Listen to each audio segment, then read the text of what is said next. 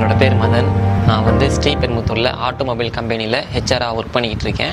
நான் வந்து ஒரு ஹிந்து குடும்பத்தை சார்ந்தவன். எங்கள் குடும்பம் வந்து சொந்த ஊர் வந்து ராமநாதபுரம். டிசம்பர் மாதம் பார்த்திங்கன்னா என்னோடய தம்பி வந்து எனக்கு ஃபோன் பண்ணாப்புல, இது மாதிரி அம்மாவுக்கு உடம்பு சரியில்லாமல் இருக்குன்னு. சாதா உடம்பு சரியில்லைன்னு சொல்லிட்டு நானும் ஓகேடா பார்த்துட்டு எனக்கு நீ சொல்லுன்னு சொன்னேன். அப்பாட்ட ஃபோன் பண்ணி கேட்டேன். அப்பா என்ன சொன்னாங்கன்னா, இல்லைப்பா அம்மாவுக்கு உடம்பு சரியில்லாமல் இருக்குது, ஒன்றும் பிரச்சனை இல்லை, பார்த்துக்கன்னு சொன்னாங்க. சரிப்பா பார்த்துக்கன்னு சொன்னேன். 5 மணிக்கு ஆஸ்பத்திரிக்கு போனாங்க.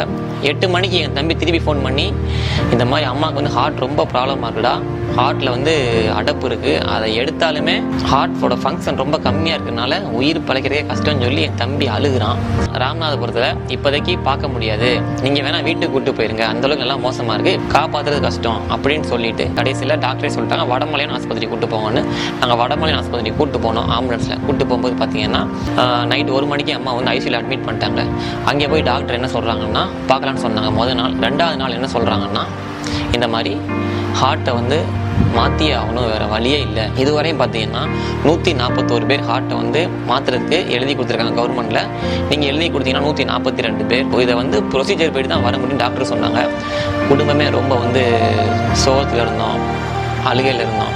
இங்கே வந்து நான் அந்தோனியை நான் பார்க்க வந்தேன். அண்ணன் என்ன சொன்னாங்கன்னா, நீ தைரியமாக திருப்பி போ, ப்ரேயர் பண்ணேன்னு சொல்லிட்டு ஜெப ஆயில் கொடுத்தாங்க. ஜெப ஆயிலை வந்து நான் எடுத்துகிட்டு ஆஸ்பத்திரி போனேன் திருப்பி மதுரைக்கு. அண்ணன் சொன்ன மாதிரி அவர் என்னென்னலாம் சொன்னாலும் அது மாதிரி சில இது ஃபாலோ பண்ணும்போது பார்த்தீங்கன்னா 3 நாள் ஐசியூவில் இருந்த அம்மா வந்து 4வது நாள் ஜென்ரல் வார்டு கூட்டு வந்துட்டாங்க. கூட்டு வந்ததுக்கப்புறமும் தொடர்ந்து நாங்கள் ஜெபம் பண்ணோம். அண்ணன் சொன்ன மாதிரி சில ஆலோசனை கேட்கும்போது டாக்டர் 6வது நாள் வந்து என்ன சொன்னாங்கன்னா, இம்ப்ரூவ் ஆகிட்டு வருது, நீங்கள் வந்து வீட்டுக்கு கூட்டு போயிட்டான்னு சொல்லிட்டாங்க.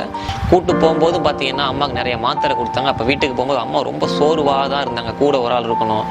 வீட்டுக்கு கூட்டு வந்ததுக்கப்புறம் பார்த்தீங்கன்னா தனியாக வந்து அவங்களால எந்திரிக்க கூட முடியாமல் கஷ்டப்படுவாங்க. கூட ஒரு ஆள் இருக்கிற மாதிரியே இருந்துச்சு. அப்படி இருக்கும்போது அந்தோனியை நான் ஃபோன் பண்ணி, நான் இது மாதிரி தஞ்சாவூருக்கு வர்றேன், எனக்கு ஒரு மினிஸ்ட்ரி இருக்குது, வீட்டுக்கு வந்தோன்னா அம்மா கண் நல்லா ஜெபம் பண்ணாங்க. நல்லா ஜெபம் பண்ணும்போது ஜெபம் பண்ணி வீட்டுக்கு நல்லா ஜெபம் பண்ணாங்க. ஜெபம் பண்ணிட்டு அண்ணன் போயிட்டாங்க. அண்ணன் போனதுக்கப்புறம் பார்த்தீங்கன்னா வீட்டில் வந்து அம்மா வந்து நல்ல ஒரு சந்தோஷமாகவும் நல்லா வந்து ஒரு பலத்தோடையும் நல்லா நடந்தாங்க. 15 டேஸ்க்கு அப்புறம் டாக்டர் வர சொன்னாங்க. 15 டேஸ்க்கு அப்புறம் நாங்கள் போகும்போது டாக்டர் என்ன சொன்னாங்கன்னா, நீங்கள் வந்து நல்லாகிட்டு வரீங்கம்மா, ஒன்றும் பிரச்சனை இல்லை அப்படின்னு சொல்லிட்டு மாத்திரையை வந்து கம்மி பண்ணிவிட்டு நீங்கள் வேலைக்கு போகலான்னு சொல்லிட்டாங்க. வேலைக்கு போகலான்னு சொன்னோன்னு ரொம்ப வந்து ஒரு ஆச்சரியம். என்னடா உயிரே பொழைக்க மாட்டாங்க, ஹார்ட்டை மாற்றி ஆகணும்னு சொன்ன டாக்டர் இன்றைக்கி வேலைக்கு போகலான்னு சொல்கிறாங்களேன்னு. இப்போ வந்து கர்த்தர் எங்கள் அம்மாவுக்கு சுகத்தை கொடுத்து எங்கள் அம்மா இப்போ வேலைக்கு போய்கிட்டு இருக்காங்க. கர்த்தர் ஒரு பெரிய அதிசயத்தை எங்கள் அம்மா வாழ்க்கையில் காமிச்சிருக்காங்க. இவ்வளோ பெரிய அதிசயங்கள் கர்த்தர் கொடுத்தது. கர்த்தர் நான் நன்றி சொல்லிக்கிறேன். கர்த்தருக்கே மகிமை.